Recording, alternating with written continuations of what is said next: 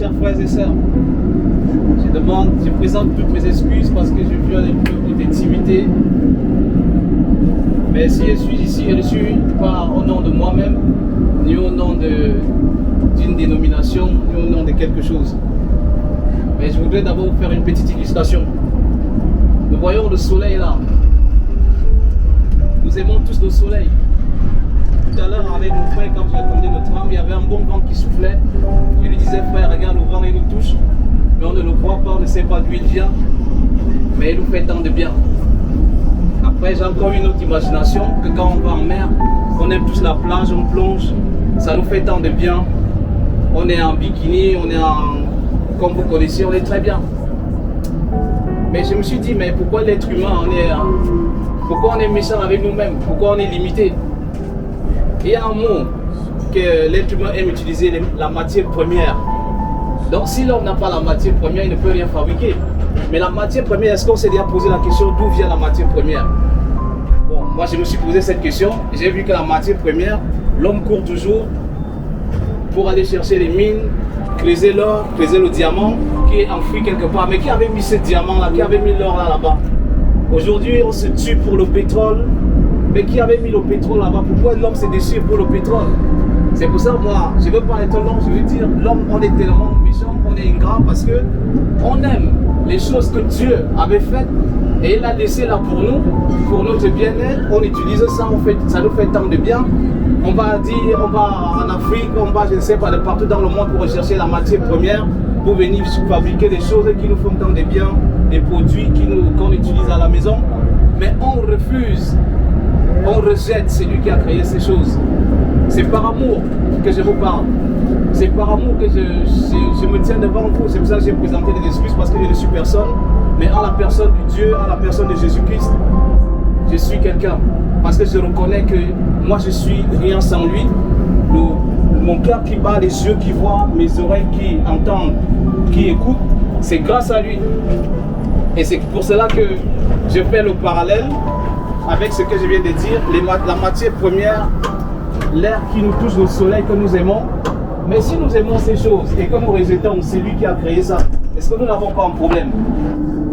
Je parle ici parce qu'il y a des réformateurs qui sont morts, qui ont fait des recherches, qui ont essayé d'éclairer les hommes, mais ils ont heurté la sensibilité des hommes parce que les hommes avaient l'estime d'eux-mêmes, ils ne voulaient rien savoir. Mais ils n'ont pas fait longue route parce que le mystère il est grand. On marche aujourd'hui, demain on tombe. Et on est fini, on nous oublie très facilement. On avait un bon boulot, on avait une belle voiture, on avait des belles femmes. Parce que l'homme, on est des femmes, c'est pour ça qu'on a des belles femmes.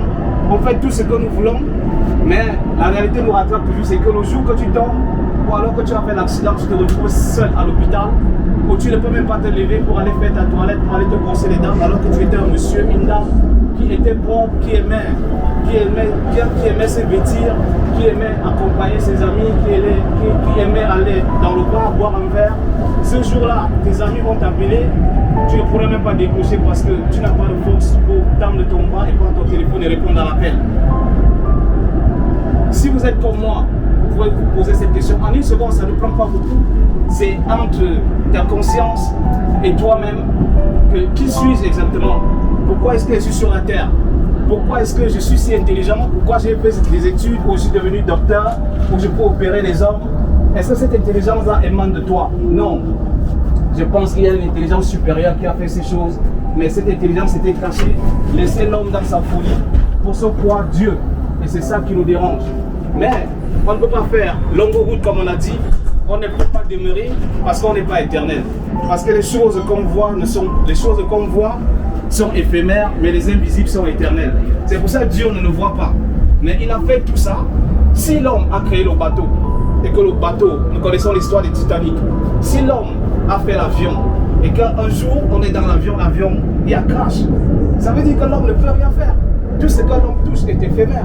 Mais comme je viens de dire, le soleil il est là, il ne bouge pas, il nous fait du bien. Qui peut toucher le soleil? Qui peut manipuler le soleil? Qui peut diriger le soleil? Aujourd'hui, tu vas briller seulement à l'ouest de la ville de Nantes ou à l'est de la ville de Nantes. Personne ne peut. Mais il est là, il est fixe. Il fait son travail, il a été réglé pour ça, personne ne le touche. Mais nous, on est aussi obligés. Par exemple, moi, je travaille dans le commerce. Lorsqu'on n'a pas de lumière, on ne peut pas travailler. Il travaille assez fort. On ne peut pas travailler parce qu'il n'y a pas de lumière. On est obligé d'appeler les techniciens pour revenir mettre les ampoules. Parce que c'est comme ça. L'homme, on est toujours en train de recommencer. Mais je vais vous dire, il y a un homme qui est venu sur terre il y a 2000 ans. Il a fait des merveilles. Mais cette histoire, elle est cachée. Cette histoire, elle est cachée. Cette histoire n'est pas racontée. Cette histoire est même bannie des tablettes de l'histoire du monde. Jésus-Christ est venu sur la terre, il a ressuscité les morts. Il est le seul homme qui a demandé à un aveugle, veux-tu être guéri? L'aveugle lui a dit oui. Il a dit, va, ta foi t'a sauvé. Il a bien exproprié, qui n'arrivait pas à marcher, qui avait fait 40 ans, il ne marchait pas. Il a dit, lève-toi et marche, ta foi t'a sauvé. Mais les religieux qui étaient là, les hommes qui étaient là, l'homme traité de fou, l'homme traité de tout. Mais comme il était venu en mission pour nous réconcilier avec Dieu, il n'a pas parlé, il ne faisait que sa mission. Il voulait seulement que les hommes comprennent que Dieu les aimait. C'est pour ça qu'il avait manifesté l'amour. Il ne s'est pas revendiqué, il n'avait pas dit que j'étais Dieu, mais il a dit, si vous croyez en moi, vous ne mourrez point. Quoi que vous mouriez, moi je vais vous ressusciter au dernier jour. C'est pour ça que je vous dis que le temps il est court. Quand tu tombes, il n'y a que Jésus-Christ qui va te révéler, qui va te relever de là où tu es. Parce que lui, il va te ressusciter. Il l'a fait quand il était sur la terre, il a ressuscité Lazare. Ce n'est pas une histoire folle. Même sur Google, vous tapez maintenant la résurrection de Lazare. Vous allez voir qu'il y a ce nom-là qui va sortir, que Jésus-Christ a ressuscité Lazare. Jésus-Christ a guéri les malades. Il n'a pas seulement fait ça, mais il nous a prêché la bonne nouvelle du royaume des cieux. Ça veut dire que, comme nous voyons les royaumes sur la terre, ces royaumes-là, il a dit qu'ils seront détruits. Le ciel et la terre vont passer, mais sa parole ne passera point. C'est comme ça aussi que la fin arrive. Et Jésus-Christ, il viendra en roi. Et il a dit, quand il viendra sur la terre, tu auras la foi sur la terre, maintenant il y aura les pleurs et les grincements dedans, parce que les gens vont se lamenter que c'est lui qu'on avait calomnié, c'est lui qu'on avait méprisé, c'est lui qu'on avait rejeté, était bel et bien vivant.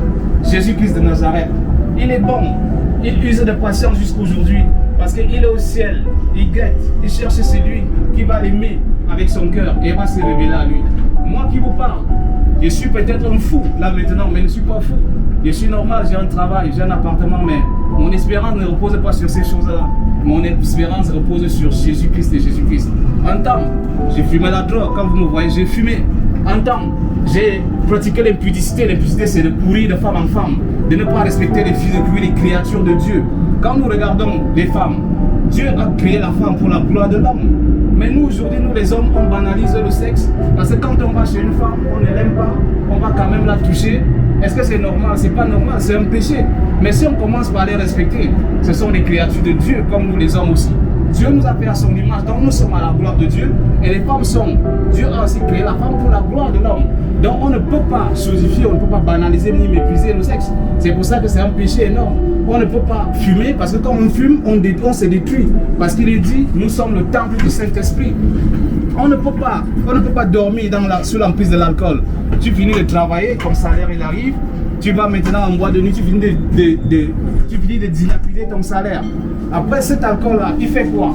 Il te détruit. Ce n'est pas bon pour la santé. Mais on aime ces choses parce que le péché est en nous. C'est pour ça que tout ce qui est mauvais, c'est ça qu'on appelle bon. Mais tout ce qui est bon, on appelle mauvais. Jésus-Christ nous appelle, Jésus-Christ nous aime. Si vous croyez que je suis fou, si vous croyez que je suis quelqu'un, si vous croyez que ces paroles sont capitales, non, je ne suis rien, c'est Jésus-Christ qui vit. Parce que les paroles que Jésus-Christ a dites sont esprit et vie, sont les paroles de Dieu. Alors que si tu ouvres ton cœur, si tu ne rejettes pas, Jésus-Christ va toucher ton cœur et tu seras peut-être comme moi demain et tu iras parler à ton frère. Voilà la mission. Jésus-Christ n'est pas dans un bâtiment. Jésus-Christ n'est pas dans un temple. Jésus-Christ n'est pas dans un endroit ou est dans un continent. Jésus-Christ est en chacun de nous. Donc si Jésus-Christ est en chacun de nous et que chacun de nous peut parler comme je parle, alors le monde il sera un monde des amoureux. Parce que nous allons nous aimer les uns les autres. Moi maintenant, j'aime le frère, j'aime la soeur, j'aime le monsieur, parce que Jésus nous aime. Je ne peux pas vouloir le mal de mon frère. Je ne peux pas vouloir le mal de ma soeur. Parce que Jésus lui m'a aimé. Et si Jésus m'a aimé, Jésus t'aime aussi. C'est pour cela que je suis là avec mon frère pour vous dire que Jésus il vous aime. Arrêtez-vous une seule seconde de la journée et demandez-vous qui êtes. Votre espérance ne doit pas se reposer sur votre travail, votre espérance ne doit pas se reposer sur votre voiture, ou bien votre espérance ne doit pas se reposer sur vos biens. Parce qu'un jour vous allez tomber, ces biens-là vont rester. Ce sont les notaires, c'est d'autres personnes qui vont gérer vos biens, tandis que vous-même vous serez parti. Alors que vous aviez tout le temps, Dieu vous a laissé tout le temps de vivre, de faire tout ce que vous voulez.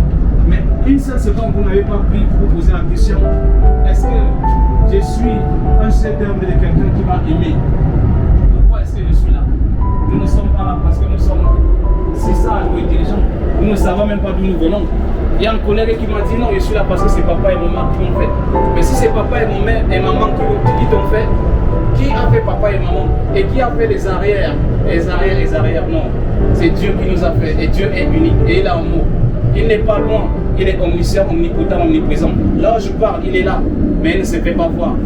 Que Dieu vous bénisse. Si cela vous a plu, prenez ce qui est, prenez le peu qui vous a plu. Si cela ne vous a pas plu, moi je prie encore Dieu qu'il continue à vous aimer. Peut-être un jour, vous allez le rencontrer et il vous fera ce qu'il m'a fait. Que Dieu vous bénisse.